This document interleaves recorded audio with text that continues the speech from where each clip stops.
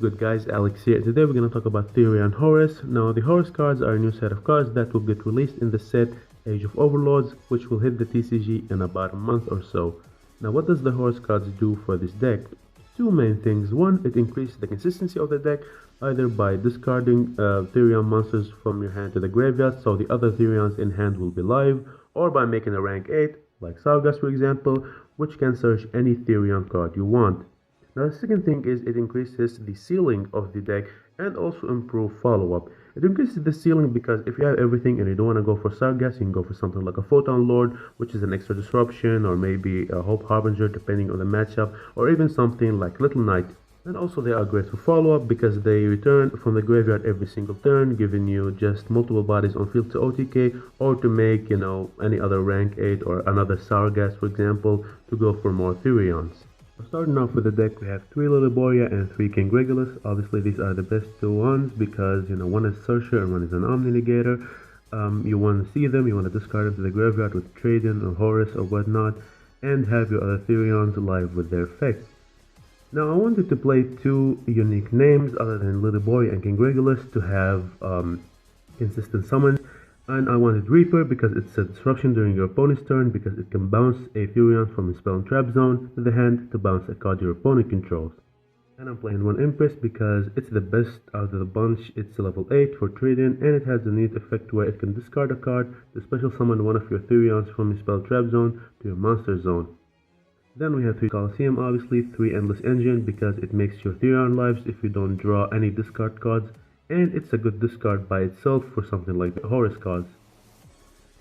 1 Charge, it's basically the 4th trade-in more or less, but it's also searchable if you want, like if you already open Therion Cross, which is our disruption, you can search this with Lilyboria and just draw 2, dig for more hand traps, or for the Horus cards, etc.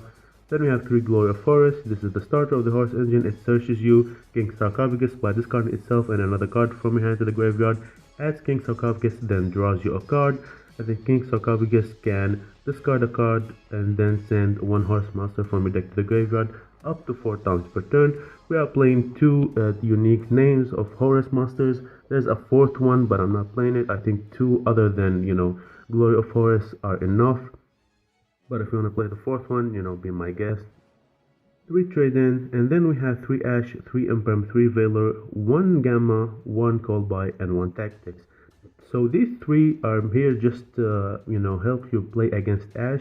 You have a lot of Ash bait like trade-in and MST, so having Psyframe Gamma during your turn live is not that hard, and it's insane because you can make something like Dioplantes, send any plant from your deck to the graveyard, Lilyboria as a plant, and then you can use the Atlantis because it's a level 8, overlay for Sargas. Sargas search Regulus target the Lilyboria just sent, and you just pop off from there.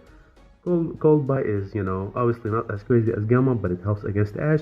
And Tool Tactics talent just helps you draw 2 into Ash, and then, you can play from there. A lot of time when you're discarding something for a trade-in, you are discarding a Therion monster, so just drawing any Therion with Triple Tactics talent will help you recover and pop off like that.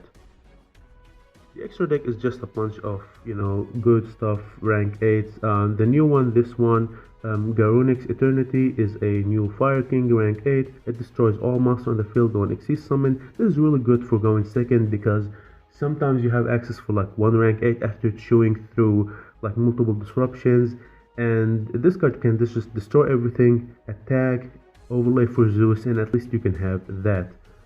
Other things, there are Coach King if you want to go for a high roll, draw 3, especially post siding. If you want to see like a specific floodgate or something, you can make Regulus to protect it and then summon it, draw 3, and just dig for that floodgate and dig for more hand traps, etc. And then we have 2 Sargas. You need 1 for the turn 1 usually, and I like to have the second one for a grind game. And then we have Soldier of Chaos. It needs 3 monsters with different names. If this card is linked summon, use level 7 or higher monster, which your entire deck is. Your opponent cannot target it with card effects, and it cannot be destroyed by card effects. So it's a neat card. It can come up sometimes. Usually you go for Little Knight, generally speaking, because it's a disruption during your opponent's turn, and you can go off it with IP Masquerena, summon Little Knight, banish something your opponent controls or in their graveyard, and then you can banish another thing when they activate an effect, so it's like double disruption.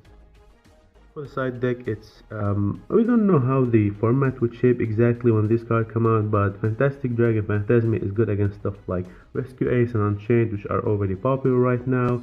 We have John Lockbird, just generally speaking, it's a real solid card. We have the one Magnamon, newly limited, with the two Druid Swarms. Obviously, stuff like Branded and Dragon Link will always be in the format, so having some bestials for them is always appreciated. And then we have Lightning Storm, Feather Duster, and Dimensional Barrier, just generic good stuff, honestly. These are all up for change depending on the meta and depending where are you playing, at locals, regional, YCS, etc, etc. I personally think this deck won't be a tier 1 by any means, but it's a very solid tier 2 in my opinion. It can be like that. The playstyle is very fun. It's just, it focuses more on sequencing than comboing. You need to sequence your cards perfectly to get the most advantage out of them, especially going second when you are playing through Disruption. Now before we close out, there's just another build I wanted to take a quick look at. I don't think it's as good as this build, but it definitely have its own pros and cons. Let's see it together. So this is the other build, Horse Invoked Therions. Now because you don't need your normal summon, you can just normal summon Alistair and go for a negate immediately before you're starting any of your Horse or Therion plays. Now this is a very good pro of the deck. One of the cons of the deck that we don't have as many discard cards for your Therions. As you can see, we are only playing one Sarcophagus and two Endless Engines, so we don't have that Foolish Burial to help make your Therions in hand live, and this is one of the cons of the deck. Sometimes that could brick you, but the good hands are really good. So if you want to take this idea and maybe mess around with it, the ratios are 3 Alistair, 3 Meltdown, and 1 Invocation. And obviously the Terraforming just works well with either both, Therion or Invoked, because you can search either or field spells. We still are on 9 hand traps, which is very solid. 9 hand traps is usually what I like to start with in any competitive deck. The extra deck obviously is just adjusted to fit the invoke part, and not a lot of changes to the side deck because we talked about that. It's up for you and up for the meta at the time, but this deck can play something like there can be only one. Just wanted to point that out. So yeah, these are the decks. Hope you enjoyed, hope you took a good idea from these decks. Maybe you want to try them. I highly recommend it. I think they are very fun. And until next time, have a good day. Peace.